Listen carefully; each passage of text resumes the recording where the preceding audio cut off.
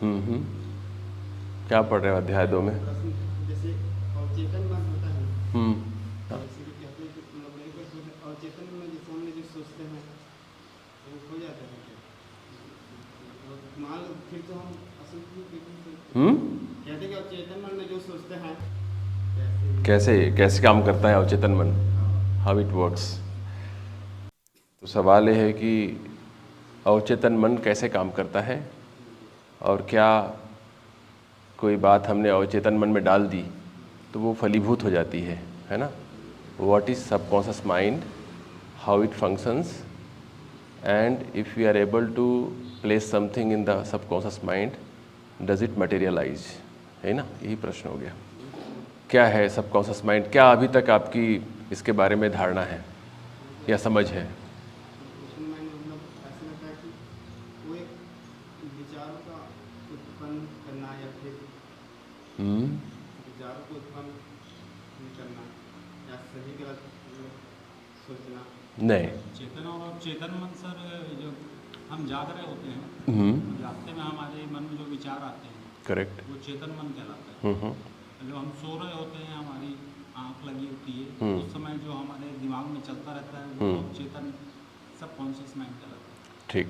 तो आप जाग रहे होते हैं उस समय अवचेतन मन का अस्तित्व होता है या नहीं होता है? जैसे अभी आप जाग रहे हैं तब अवचेतन मन है या नहीं है? अभी भी है। अभी भी है। अभी भी है ना? मन को ऐसे मोटा मोटा 2 भागों में विभाजित कर देते हैं, है ना? वन इज कॉन्शियस माइंड, एक अनकॉन्शियस माइंड। कॉन्शियस माइंड का मतलब माइंड के कॉन्शियस होने की बात नहीं हो रही है, हमारे उस मन के प्रति कॉन्शियस होने की बात हो रही है ना? जब हम कहते हैं चेतन मन तो इसका मतलब है जिसके बारे में हम सचेत हैं, है ना? यहाँ पर जो है वो मन नाउन नहीं है, हमारे बारे में बात हो रही है, हमारे ट्रू सेल्फ के बारे में। हम पहले भी चर्चा कर आए हैं इस बात पर कि जो ट्रू सेल्फ क्या है और फॉल्स सेल्फ क्या है। सेल्फ मतलब मैं, आत्म। सेल्फ मतलब मैं। तो एक रियल मैं है और एक फॉल्स है, झूठा मैं है, ठीक है ना? झूठा मैं इसलिए कहते हैं क्योंकि वो मैं जो है वो तंग करता है आपको, इसलिए उसको झूठा कहा जा रहा है, ठीक है ना? तो ट्रू सेल्फ जो है वो इस झूठे मन के बारे में कितना सचेत है, उसके हिसाब से हम चेतन या अवचेतन मन की बात करते हैं। तो इस फॉल्स सेल्फ के बारे में जो दिखाई पड़ रहा है उसके बारे में जब आप सचेत हो जाते हैं तो ये आप चेतन मन के बारे में सचेत हैं कहा जाएगा, कॉन्शियस हैं आप इसके। लेकिन एक मन का हिस्सा जो फॉल्स सेल्फ का एक हिस्सा है वो नीचे दबा हुआ है, छिपा हुआ है, हिडन है। जो हमारे पुराने जितने भी अनुभव हुए हैं वो सब संग्रहित रहते हैं, कोई भी चीज़ मिटती नहीं है। सबसे बड़ी बात यह है जितने भी अनुभव हमारे होते रहते हैं, जो भी जिन परिस्थितियों से हम गुजरते हैं, हर समय किसी से कुछ बोलते हैं या सुनते हैं, इन 5 इंद्रियों से जो चीज़ हम ग्रहण करते हैं, और 6ठी इंद्रिय मतलब मन में भी अगर आप किसी चीज़ की कल्पना करते हैं, मन भी इंद्रिय हो गया, तो वहाँ से भी जो कल्पना के द्वारा आप कोई चीज़ कंसीव करते हैं तो वो सब कुछ संग्रहित होता रहता है अवचेतन मन में, है ना? तो 2 भागों में हमने डिवाइड कर दिया मन को, एक ऊपर का मन है, एक नीचे का मन है। जैसे आइसबर्ग होता है, आइसबर्ग सुना है आपने? हिमखंड आइसबर्ग होते हैं ना समुद्र में, बड़े बड़े समुद्र में।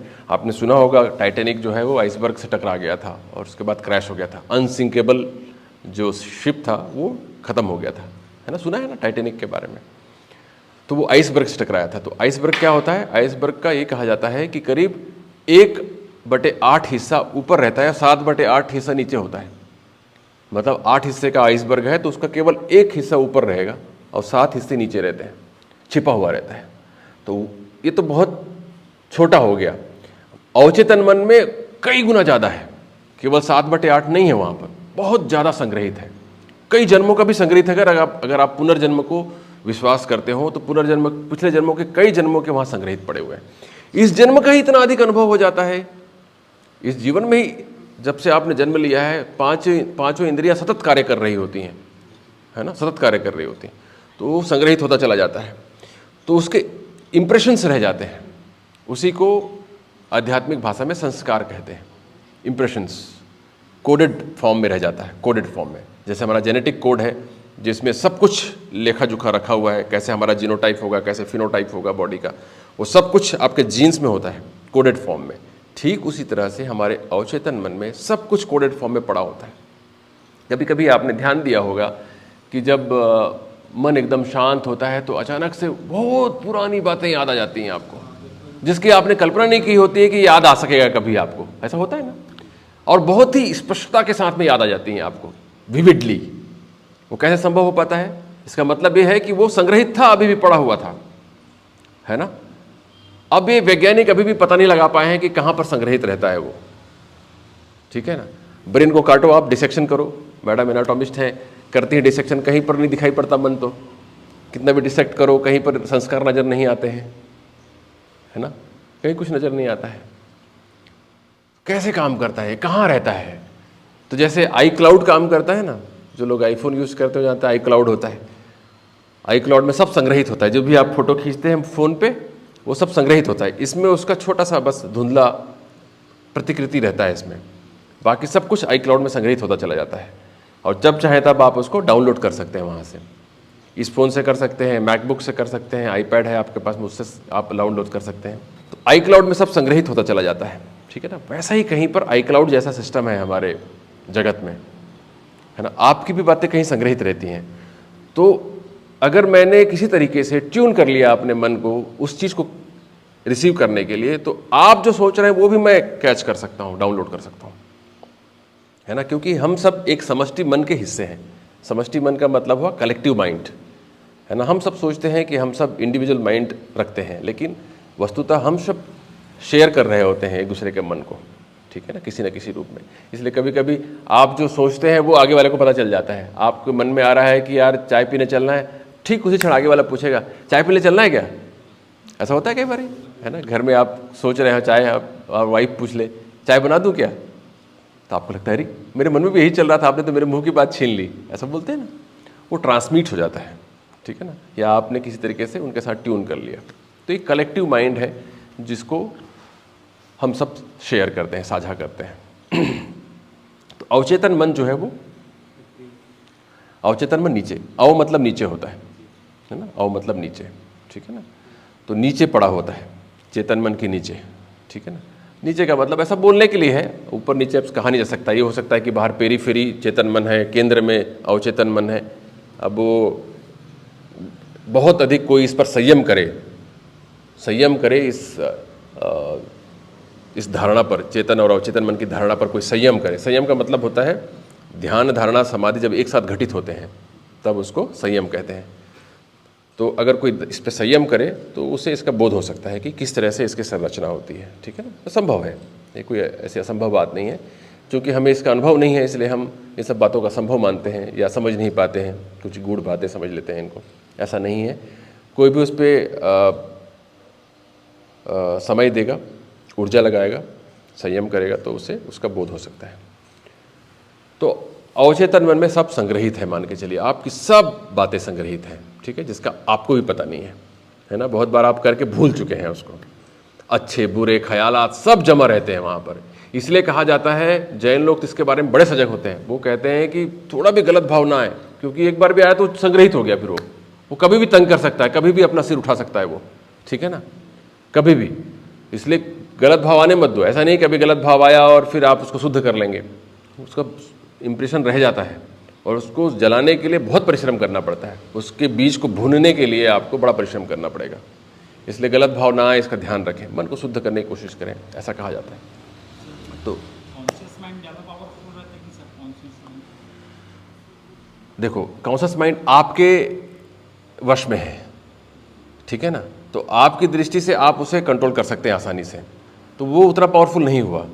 लेकिन अवचेतन मन आपके बस में नहीं है, तो कभी भी अचानक उठ खड़ा होगा वो, है ना? आप अच्छे खासे मन से चल रहे हैं और अचानक से उसने आपके मन को खराब कर दिया, ठीक है ना? अचानक से उठ खड़ा हुआ किसी दिन, तो ज़्यादा पावरफुल तो वही हो गया आपकी दृष्टि में, तो है ना?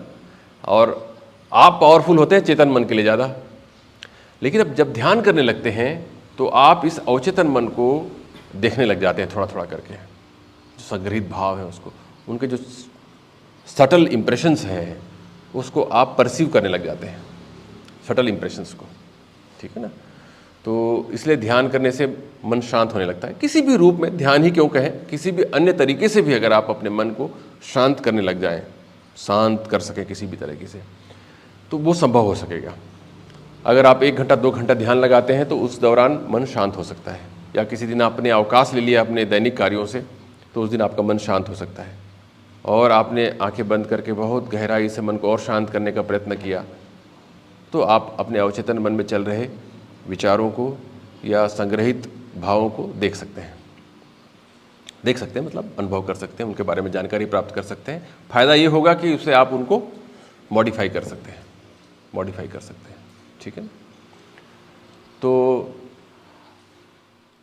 अवचेतन मन में अगर आपने अच्छे भाव डाल दिए तो वो आपके चेतन मन को भी नियंत्रित कर रहा होता है। ठीक है ना? चेतन मन को नियंत्रित कर रहा होता है, इसका मतलब वो आपको ही नियंत्रित कर रहा होता है, क्योंकि अधिकांश समय पे तो हम मन के हिसाब से चल रहे होते हैं ना, क्योंकि ऑटोमेटिक मोड में चलना पड़ता है ताकि ऊर्जा खत्म ना हो। तो ऑटोमेटिक मोड में हम अवचेतन मन की वजह से चल रहे होते हैं। जैसे आप साइकिल चलाते हैं, तो साइकिल चलाते समय आप थोड़ी सोचते हैं कि साइकिल चला रहा हूँ। साइकिल चलता है, आप चलाते नहीं हैं।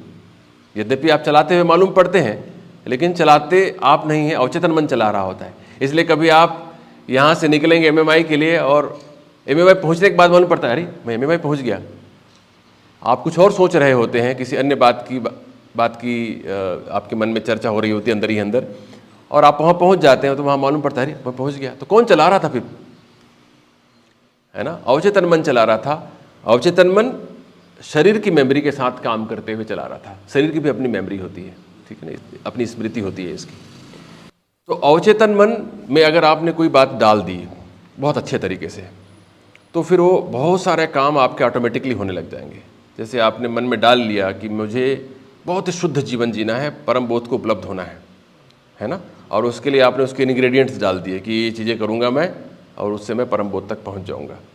ठीक है, जीवन मुक्ति का आनंद लूँगा, हमेशा आनंद में रहूँगा और किसी भी बाह्य चीज़ों से अप्रभावित रहूँगा, साक्षी बनकर जीऊँगा। ऐसा आपने भाव कर लिया, आपने डाल दिया उसमें अवचेतन मन में। और ये डालने का बड़ा अच्छा समय माना जाता है जब आप ट्रांजिशन पीरियड में होते हैं, जागरण और निद्रा के बीच में।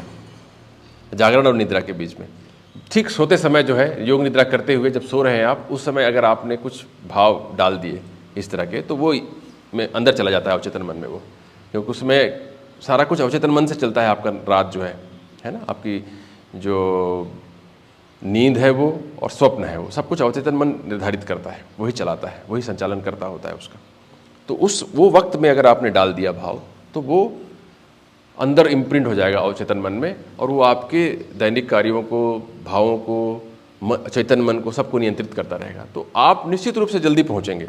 और जैसा कि मैंने पहले भी कहा कि हम सब कलेक्टिव माइंड के पार्ट हैं, तो अवचेतन मन भी जो है कलेक्टिव माइंड का पार्ट हो जाता है। तो जो उसमें आपने डाला है, उसके लिए जो भी चीज़ें आवश्यक हैं, वो दूसरे आपके लिए, आपके करीब आने लगेंगे उस चीज़ के लिए। वो ऐसे ही लोग मिलने लगेंगे आपको, जो लोग सेम तरह की थिंकिंग शेयर करते हैं, वे सब लोग आपके निकट आने लगेंगे। ठीक है ना? इसमें कोई संदेह नहीं होना चाहिए, है ना? ये एकदम नियम की तरह है, ये नियम है, गुरुत्वाकर्षण के नियम की तरह। मैं एक चीज़ फेंकता हूँ तो नीचे गिरेगा ही गिरेगा वो, अगर कोई चीज़ ऊपर ना पकड़े उसको। तो वैसे ही एकदम नियम है ये। अगर आपने कुछ भाव भेज दिया ब्रह्मांड में, अपने विचार इच्छा भेज दी, तो उसके लिए सारे सरंजाम जुटने शुरू हो जाते हैं, है ना? इसमें कोई डाउट नहीं होना चाहिए किसी को। इसलिए कभी भी गलत भाव भी मत भेजो, क्योंकि वो भी सब जुटने लग जाते हैं फिर, है ना? इसलिए बड़ा सतर्क होना चाहिए। तो ये अवचेतन मन हमारा इस तरह से काम करता है।